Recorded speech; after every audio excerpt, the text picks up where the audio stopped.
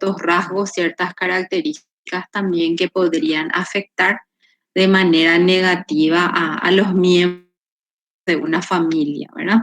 Por ejemplo, los celos, la rutina, este tema de la pandemia misma, ¿verdad? La cantidad de horas de permanencia en la casa y muchas veces el no saber qué hacer con los horas.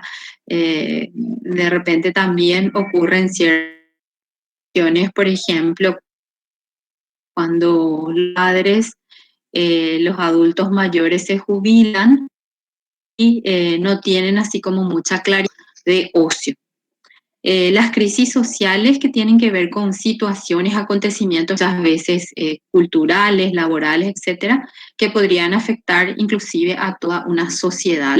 Las crisis de salud o enfermedades así puntuales, ya sean crónicas, enfermedades terminales, que podrían en cierta forma incidir también en cuanto a la capacidad de afrontamiento de las personas y de su entorno. Cuando uno recibe, por ejemplo, un diagnóstico de una enfermedad terminal o respecto a un trastorno puntual, entonces eso puede desestabilizar a la persona diagnosticada y también a las personas que lo acompañan. Y las crisis económicas que se pueden dar tanto a nivel como familiar como también a nivel país, a nivel comunitario, etcétera. Generalmente se dan, por ejemplo, a consecuencia de, en este caso, de la pandemia, consecuencia, por ejemplo, de las sequías, de inundaciones, etcétera, ¿no? Entonces, todas estas crisis tienen como un denominador común, ¿verdad? Esa alteración psíquica y, por supuesto, conductual debido a la situación amenazante. Esta es otra de las clasificaciones que podemos encontrar en los diferentes materiales, ¿verdad? Generalmente nosotros básicamente nos basamos en dos, las crisis evolutivas o las crisis del desarrollo o crisis vitales también les llamamos, y aquellas crisis más bien accidentales, aquellas que no se esperan que ocurran. En este caso, como la unidad tiene que ver con aquellas crisis esperadas, entonces vamos a focalizarnos en esas que esperamos que se pueda dar a lo largo del desarrollo.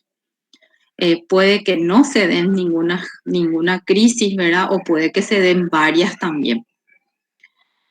Bueno, la forma en que uno resuelve una crisis, por supuesto que también podrá incidir en la posibilidad de resolver otras situaciones críticas que se vayan presentando, ¿verdad?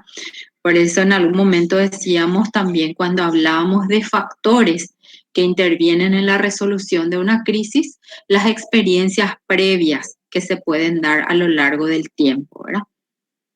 Entonces, la forma como uno afronta una determinada situación problemática también le puede servir de referencia para situaciones ya sea similares o la aplicación de los mismos esquemas prácticamente para otras, ¿verdad? Otras situaciones tal vez problemáticas diferentes, pero la forma, el mecanismo o dichas habilidades van a permitir una resolución favorable. Se presenta un cambio de perspectiva negativa, por supuesto, de desesperación, desorganización, de peligro, hacia una perspectiva positiva, ¿verdad? No sé si se acuerdan de la definición anterior de crisis, que también veíamos como, por un lado, peligro y por otro lado, esa otra perspectiva que acá la denominamos como positiva, pero también podría ser vista como una oportunidad, como una situación de cambio, ¿verdad? Entonces, del sufrimiento al desarrollo personal o a la madurez, ¿verdad? Entonces, por ejemplo, una ruptura matrimonial, una separación, por supuesto que genera todo un sufrimiento a nivel de pareja, a nivel de la estructura familiar, inclusive a veces quiebres económicos, pero que también eso puede llevar a otro tipo de reestructuración, ¿tá? Desde el desarrollo personal, ya sea del hombre, de la mujer, y eso también ayudarlo a que se fortalezca o ayudarla, ¿verdad? A que se desarrolle en otros ámbitos. ¿Sí? En función a cómo el individuo entonces resuelve cada etapa, por supuesto, eso forma parte de lo que denominamos psicología también del desarrollo o es lo que está establecido, puedan darse a nivel del ciclo del desarrollo.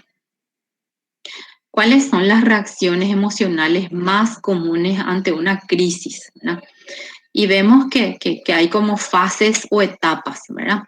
La primera fase tiene que ver más con esa necesidad de expresar lo que uno siente, ¿verdad?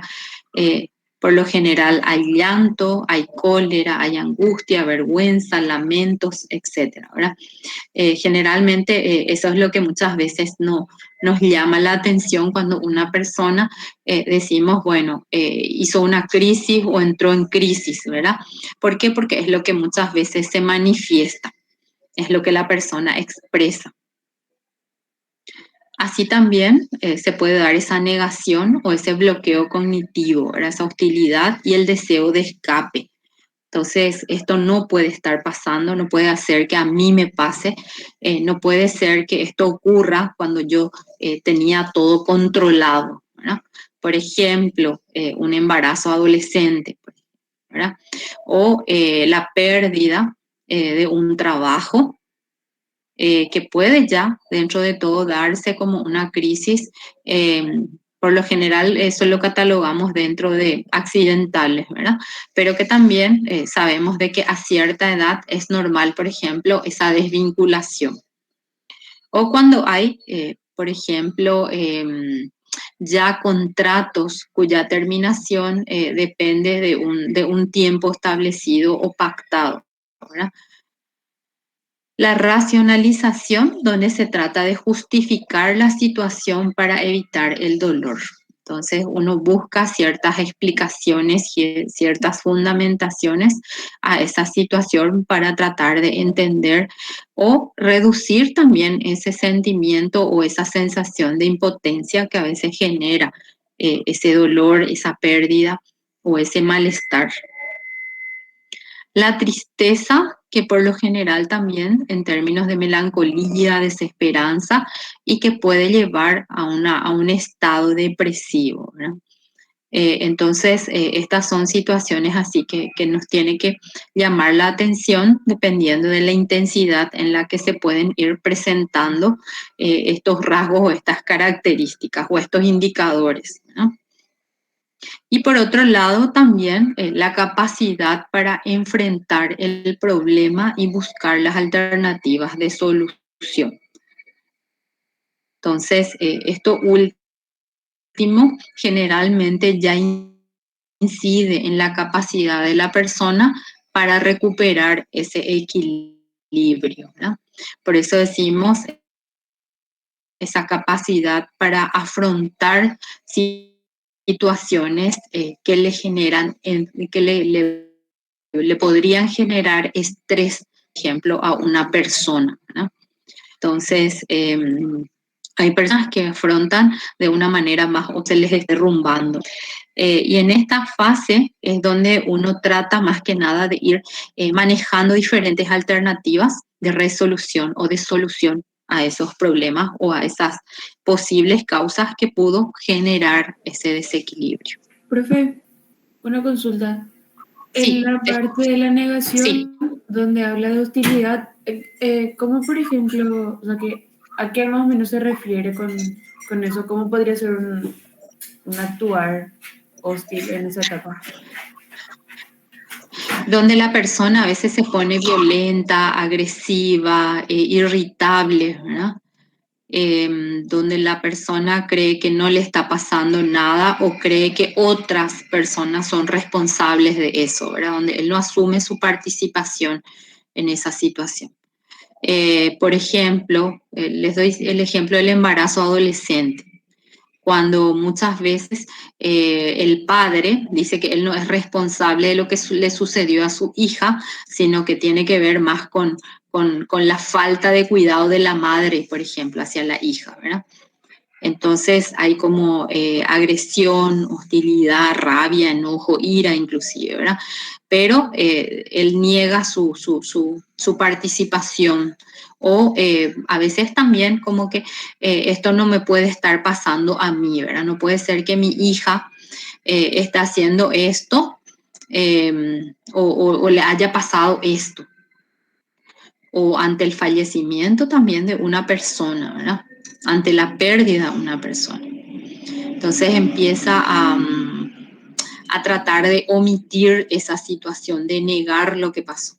Y por lo general esto puede inclusive apuntar hacia lo que sería inclusive autolesiones, ¿verdad? Hacia agresiones, hostilidades hacia uno mismo, hacia sí mismo o hacia el entorno. Gracias, Rocío. De nada.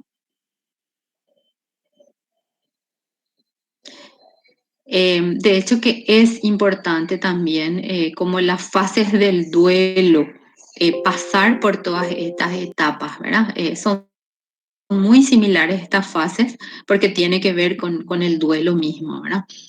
Entonces, como que uno tiende a negar una situación esperando de que esto no sea así, ¿verdad? No puede ser que esto ocurra, la persona va a volver o la persona no está pasando por esto, ¿verdad? Entonces, eso mismo hace también de que después empiece con el correr del tiempo, empiece a entender y a aceptar esa situación o esa realidad. Por eso muchas veces se dan esas agresiones, no solamente hacia sí misma, sino también hacia el entorno. Cuando hay una ruptura, por ejemplo, matrimonial y una de las partes no está de acuerdo con eso.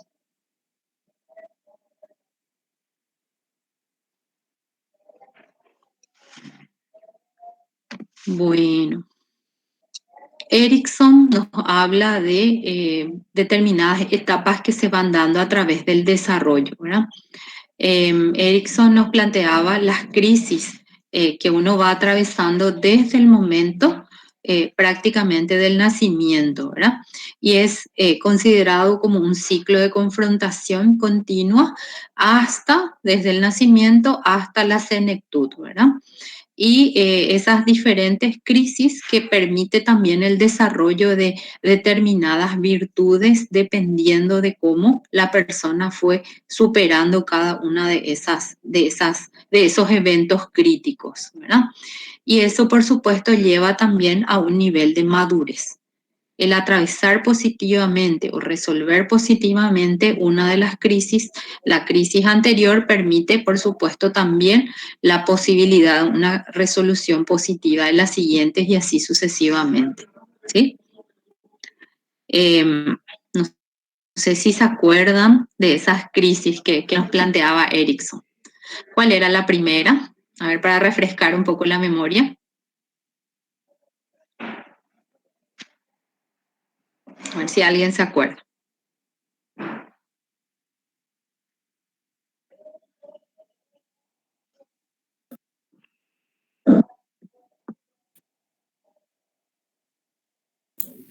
Esperanza versus desesperanza.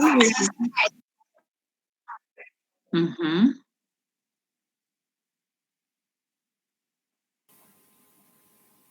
Profe, no sé si era confianza versus desconfianza. Exacto. Confianza básica versus desconfianza, ¿sí?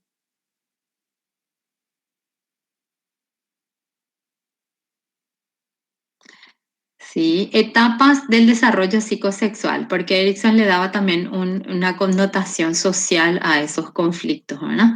Por eso que inclusive a través de esas observaciones, a través de esas fases inclusive revisadas, analizadas y observadas en las personas, nosotros podemos decir que inclusive muchas de ellas siguen vigentes, ¿verdad? Y en este caso, lo que él nos planteaba era a partir de esa combinación, porque tiene un enfoque psicoanalítico, pero a la vez también él le atribuye un aspecto social, cultural, ¿verdad? Entonces, aquí tenemos un poco en forma resumida las 8 etapas planteadas, ¿verdad? La primera, que es la que se da prácticamente desde los primeros meses hasta los 18, hasta los 1 año y medio, que tiene que ver con ese entorno confiable o no confiable para el niño, ¿verdad? Entonces, en este caso, la primera crisis es la de la confianza versus la desconfianza, así como ustedes dijeron. La segunda, que básicamente responde a la etapa de la niñez temprana, donde ya empiezan a notarse esas habilidades, esas destrezas motrices que permiten al niño explorar su entorno, ¿verdad? Por eso se habla de autonomía versus vergüenza y duda, ¿verdad?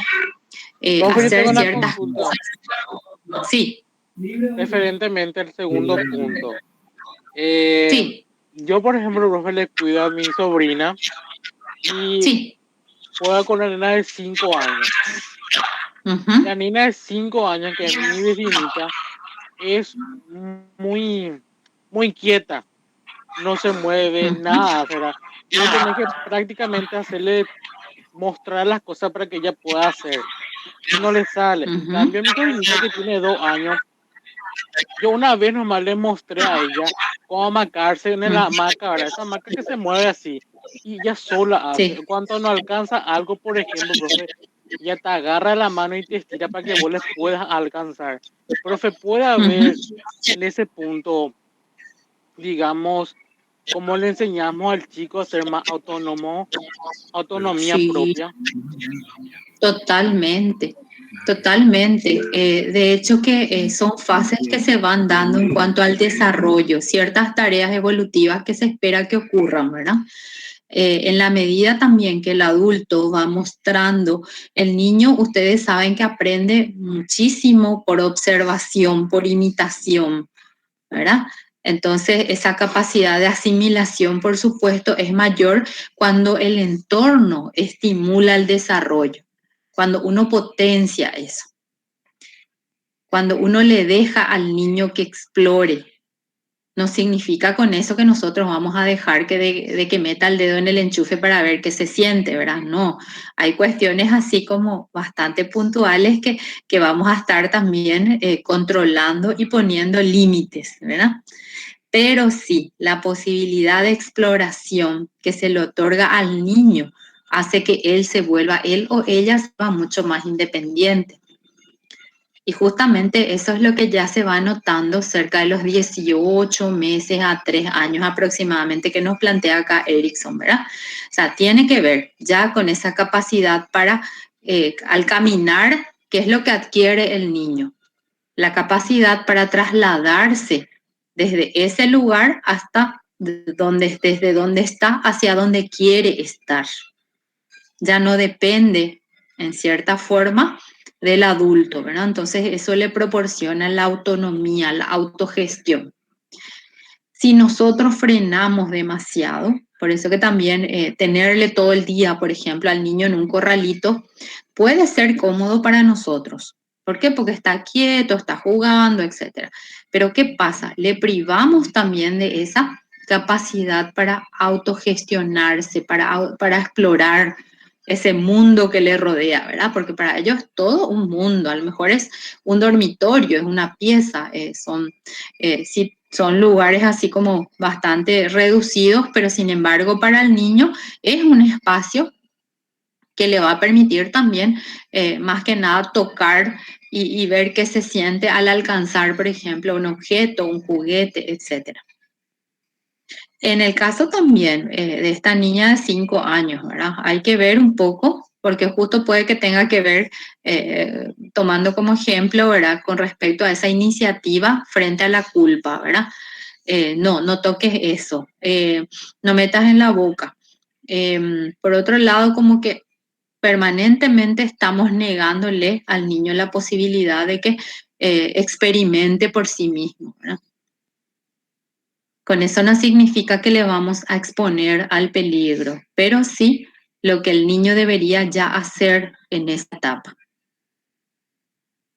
Es que, profe, su mamá se limita demasiado. Exactamente. ¿Se acuerdan ustedes? Bueno, ya no son de esa época. En mi caso sí, por ejemplo, que uno iba a los cumpleaños infantiles y generalmente, bueno, trataban de ponernos la mejor ropa, ¿verdad? Entonces, ¿cuál era la consigna de mamá? Que no nos ensuciemos, que no nos, que nos portemos bien, ¿verdad? ¿Qué implicaba eso? Estar sentados en la silla desde que empezaba el cumpleaños hasta que terminaba, ¿verdad? Hoy en día hay un cambio en ese sentido respecto a, bueno, andate al cumpleaños y divertite. ¿Y qué implica eso? Subite al globo loco, trepa, si hay, subite al trampolín, como que se da mayor posibilidad al niño a que explore su entorno.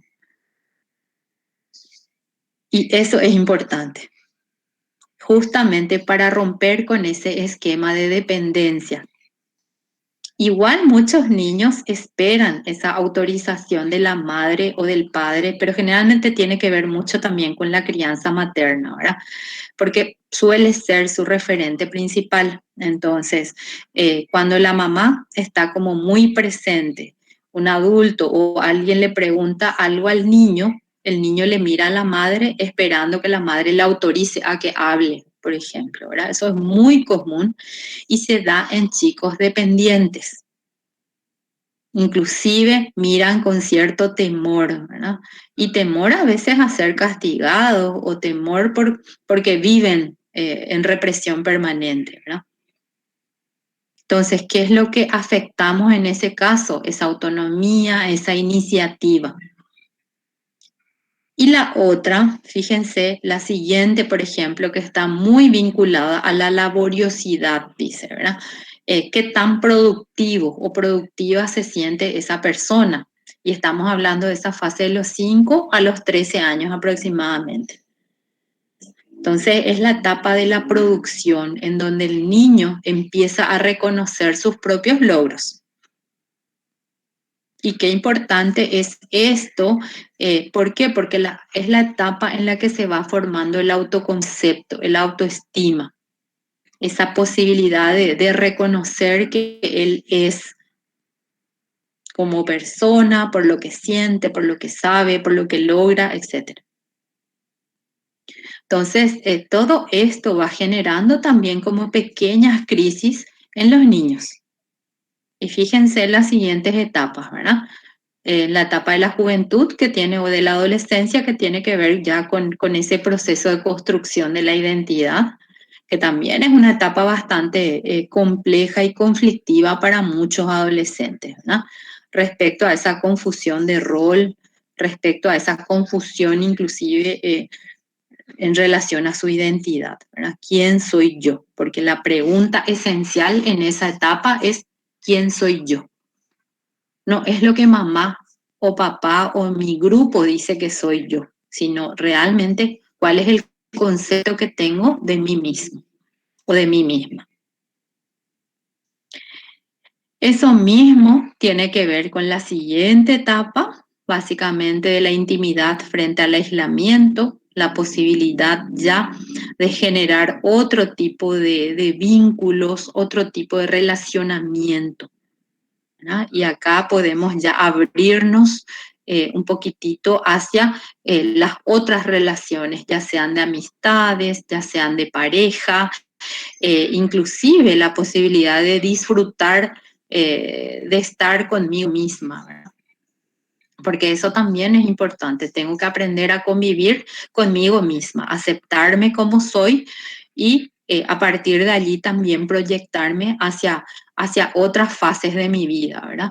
Y ahí tiene que ver con estilos, ya sea de vida personal, el matrimonio, donde hay opciones, por ejemplo, ya de prefiero vivir sola o solo, prefiero estar en pareja, etcétera, etcétera. Y eso se da entre los 21 a 40 años aproximadamente, esa etapa de la adultez temprana, como le llamamos en evolutivo. La adultez media relacionada también a la generatividad versus estancamiento, ¿verdad?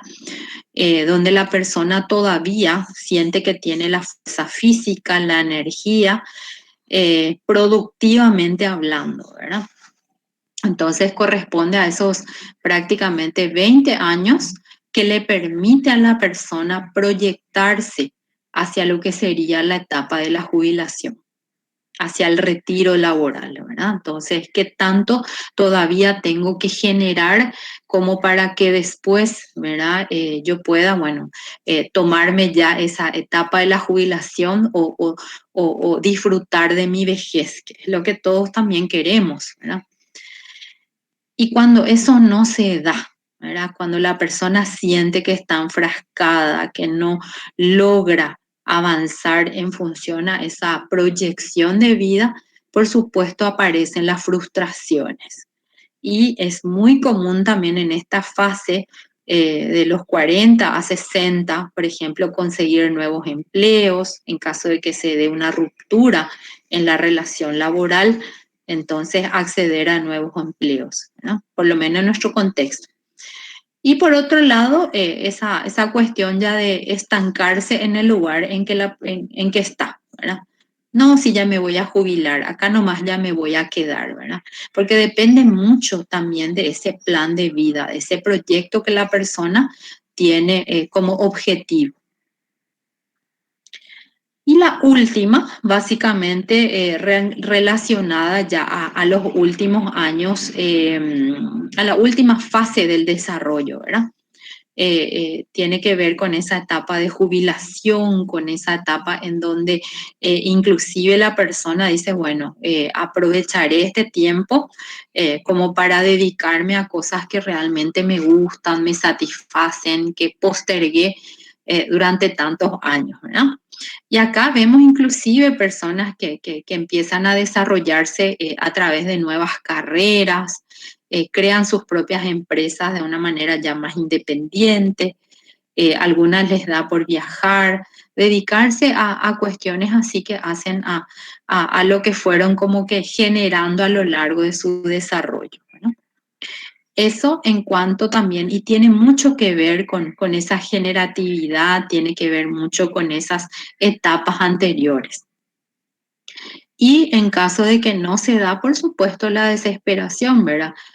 Ya me siento mayor, ya me siento viejo, porque a veces ese es el término, ¿verdad? Ya no sé qué hacer y empieza la persona también a caer en estados así como depresivos inclusive, ¿verdad? Está así como muy vinculada a la desesperanza. Bueno, todas estas etapas, realmente si uno se pone a analizar, se va presentando en cierta forma y en cierta medida en las personas. Si bien a lo mejor estas teorías son ya bastante antiguas, pero no obstante, como que no pierden su vigencia. Bueno, acá un poco en detalle cada una de las etapas otra vez para que ustedes vayan así como refrescando lo que ya aprendieron el año pasado, ¿verdad? Entonces ya no nos vamos a adentrar puntualmente, pero sí está como un material de apoyo para que sigan revisando. Todos esos puntos considerados clave dentro de la teoría de Erickson, por supuesto, hace relación al yo, ¿verdad? Al desarrollo en sí de la persona. Como que todo está centrado en él, pero en función a su entorno. Por eso decíamos, es una etapa, es una teoría psicosocial, ¿verdad? Capaz, entonces decía él, de reconciliar aquellas fuerzas que tienen que ver, ¿verdad?, con aquellas que le gusta y aquellas que prácticamente no son de su agrado, pero que de alguna forma pueden afectarlo, ya sea positiva o negativamente. Por eso habla de sintónicas o distónicas, ¿verdad? La resolución de las crisis derivadas del contexto genético, cultural e histórico de la persona. Por eso habla también de un desarrollo físico, fisiológico, toma en cuenta, por ejemplo, la capacidad, inclusive teniendo en cuenta el desarrollo individual, ¿verdad? Entonces, ¿qué es lo que un niño, por ejemplo, es capaz de lograr?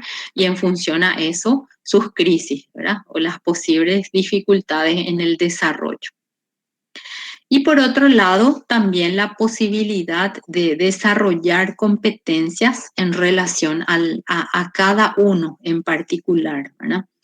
Y cuando hablamos de competencias nos referimos también al desarrollo de habilidades puntuales, porque dos chicos de la misma edad probablemente desarrollen competencias diferentes, aunque estén criados dentro de un mismo entorno o dentro dentro de una misma estructura, por ejemplo, escolar, educativa, etc.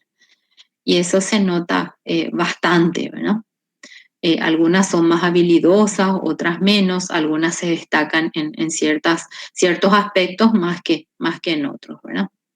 Entonces, reconocer también esas individualidades. Entonces, las crisis pueden ser definidas como dadas en un tiempo determinado. Puede que esto también sirva en cierta forma para dentro del proceso madurativo, ¿verdad?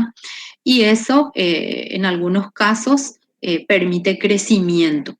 Y en otros casos podría llevar a generar, por supuesto, mayor niveles de ansiedad bastante elevados, desánimo o desesperanza, como decíamos también hace rato, al no lograr eso que uno se propone, al creer que ya todo está como perdido, ¿verdad? Confusión y por otro lado también emociones negativas frente a ese malestar psicológico, ¿verdad? Emociones negativas de frustración, de enojo, de ira, de rabia, de irritabilidad, incluso teniendo en cuenta ese suceso o ese evento.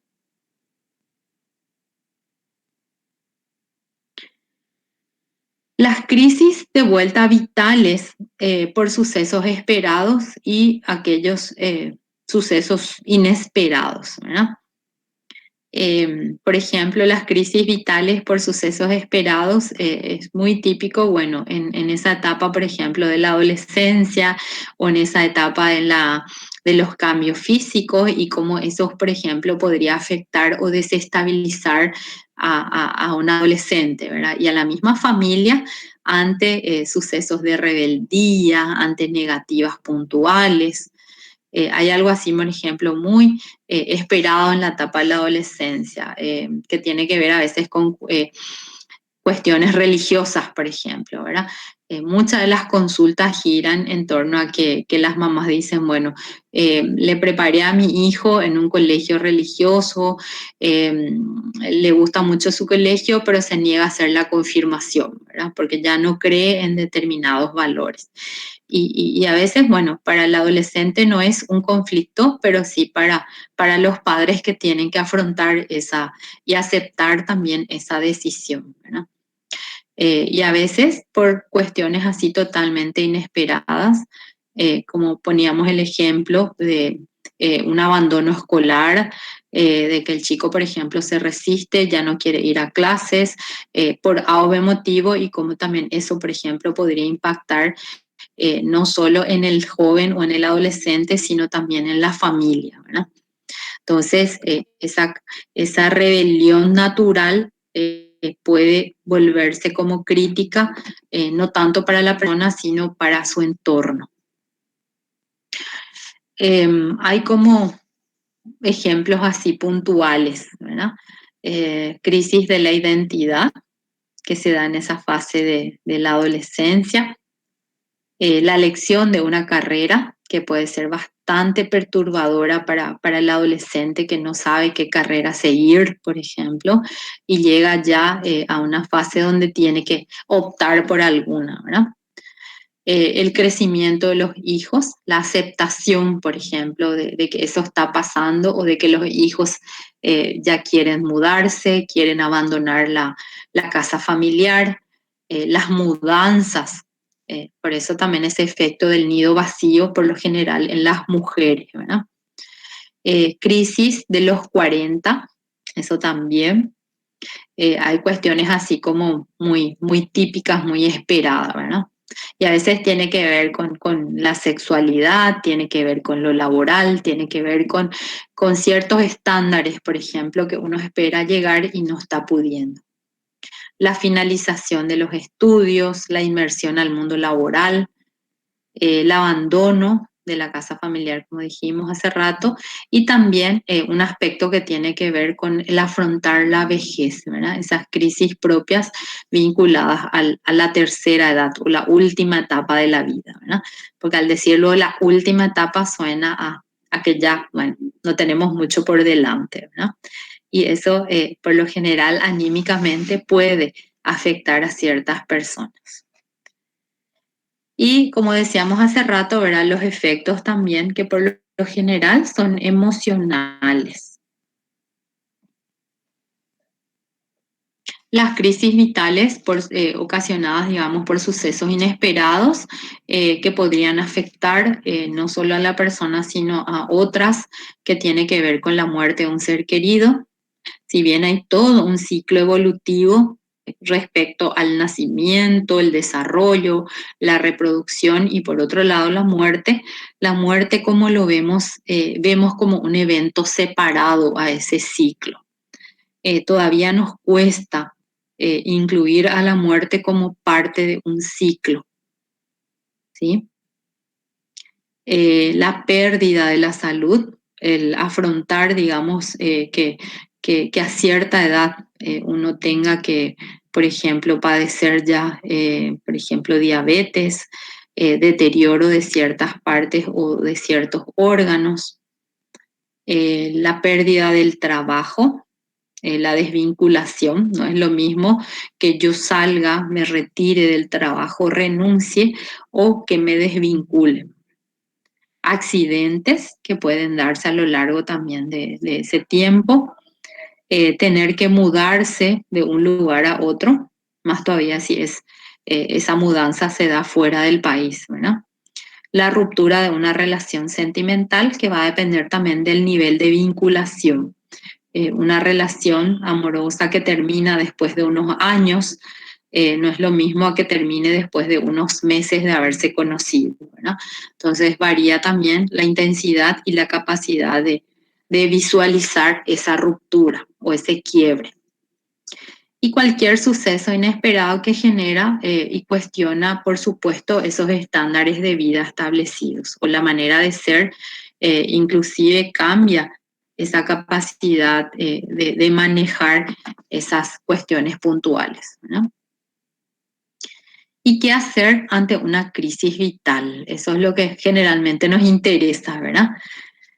Como les decía, dependería bastante del nivel de intensidad, de cómo afecta esto a la persona y a su entorno y qué tantos recursos cuenta la persona como para poder resolver.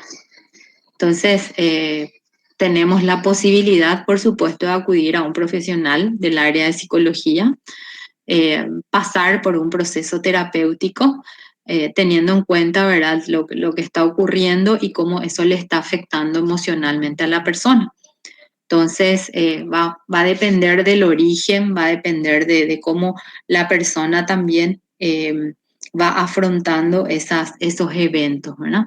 Y de las posibilidades de adaptarse a esa nueva situación. Muchas de estas crisis, bueno, se resuelven o se podrían resolver en consultorio y muchas veces se resuelven así en forma, digamos, en otros ámbitos, ¿verdad? No requiere de otros espacios como consejería, en otros espacios que tienen que ver con apoyos puntuales, ¿verdad? Ciertas crisis que inclusive escolares se pueden manejar dentro de ese ámbito. La definición de objetivos, ¿verdad? A partir de una crisis, y eso ya está vinculado, por ejemplo, si llega a consultorio, entonces se trata de analizar la situación, eh, redescubrir cada uno de esos aspectos vinculados a la crisis y a ese proceso de desajuste o de desorganización, porque va a depender también del estado de desequilibrio en el cual, o sea, dependiendo de cómo llega esa persona a la consulta, ¿verdad? Dependiendo de qué áreas se encuentran afectadas. Y en función a eso se van a establecer aquellos objetivos, ¿verdad? Aquellos objetivos terapéuticos, solemos decir, o aquellas metas también que tienen que ver cómo ir resolviendo el paso a paso para lograr esa reestructuración o esa reorganización funcional. Y la planificación de cómo ir llegando, ese paso a paso, con qué aspectos vamos a comenzar, ¿verdad? Como para que la persona de vuelta recupere ese bienestar psicológico o emocional. ¿Sí? Bueno, básicamente esto es lo que nos plantea la unidad relacionada a las crisis vitales, ¿verdad? Aquellas entonces que tienen que ver con el mismo desarrollo y aquellas que por lo general podrían darse. Por supuesto, analizando todo esto también vemos que a lo mejor el nivel de impacto no es tan severo o no es tan dramático o tan fuerte en relación a aquellas que sí ocurren a nivel, en forma inesperada, como son las crisis accidentales, ¿no? Como que cada uno se va preparando para ir afrontando en la medida que va creciendo o se va desarrollando.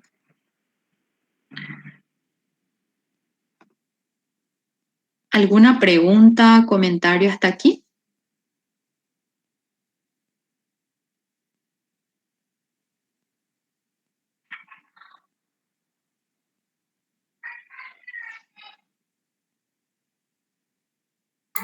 De mi parte no, porque ¿Ya?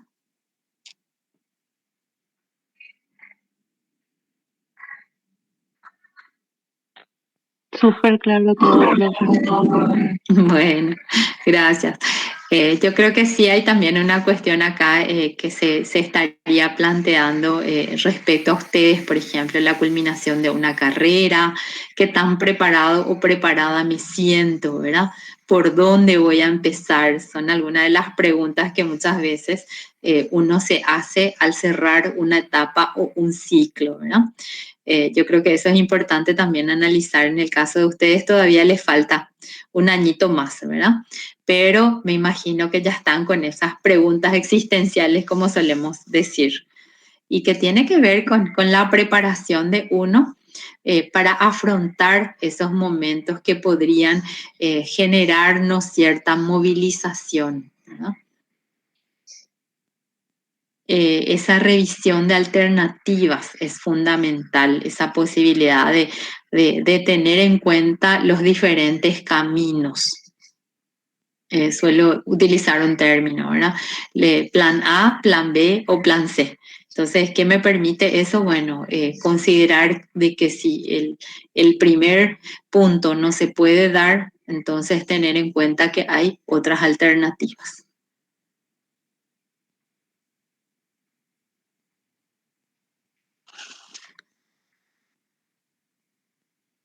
Bueno, todo esto lo vamos a ir desarrollando de manera así como más rápida, teniendo en cuenta de que la idea es que después podamos ir a terreno y escuchar justamente aquello que tiene que ver con ya nuestra aplicación conceptual en un ámbito más práctico, ¿verdad? Eh, la siguiente clase ya tiene que ver con la unidad vinculada con las crisis accidentales, ¿verdad? ¿Les llegó el material de SLACU?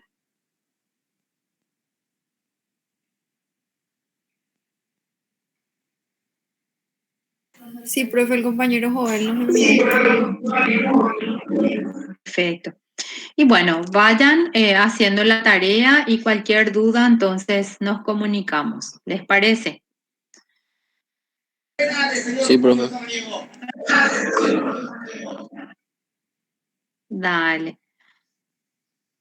Bueno, como les decía, estas son unidades teóricas, pero que nos van a servir de base cuando cuando vayamos a trabajar en terreno, ¿sí? Dentro de ese proceso a veces y de acompañamiento